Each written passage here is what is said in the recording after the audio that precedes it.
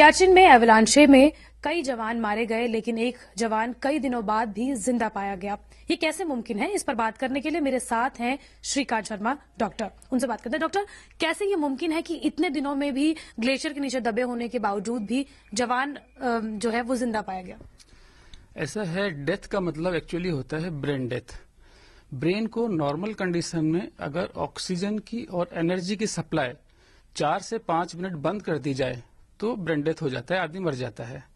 अगर बॉडी का टेम्परेचर कम किया जाए तो हर डिग्री सेंटीग्रेड कम करने से बॉडी का मेटाबॉलिज्म 5 से 7% कम हो जाता है। मतलब बॉडी की जो रिक्वायरमेंट है ऑक्सीजन की और एनर्जी की, वो कम हो जाती है। इस तरह से टेम्परेचर अगर कम होता गया ग्रेजुअली तो बॉडी की मेटाबॉलिज्म कम होती जाएगी, मतलब बॉडी की रिक्वायरमेंट ऑफ ऑक्सीजन और एनर्जी कम होती जाएगी।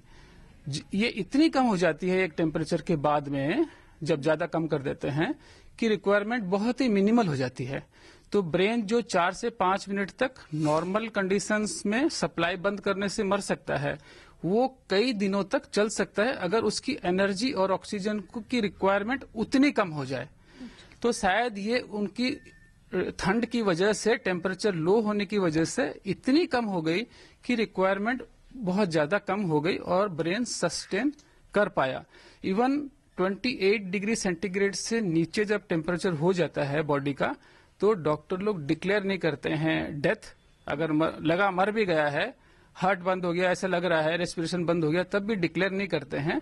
पहले उसकी टेम्परेचर को 28 से ज्यादा लाते हैं, फिर देखते हैं कि ऑर्गन फंक्शन नहीं कर रहा है, तभी डेथ डिक्लेयर करते हैं। तो शायद ये कारण रहा हो कि बॉडी उसकी सस्पेंडेड एनिमेशन में चली गई हो, रिक्वायरमेंट इतना कम हो गया है ऑक्सीजन का और एनर्जी का कि उस रिक्वायरमेंट पे वो सस्टेन कर गया है। तो बाकी जवान जो हैं वो क्यों नहीं बच पाए और ये जवान कैसे बचे? डेथ का और दूसरा कारण भी होता है। जैसे अगर किसी से एक्सीडेंट हो गया, कोई ट्री से या कोई पत्थर से जब एक्सीडेंट हो जाता है तो उस कंडीशन में भी जवान मर जाते हैं।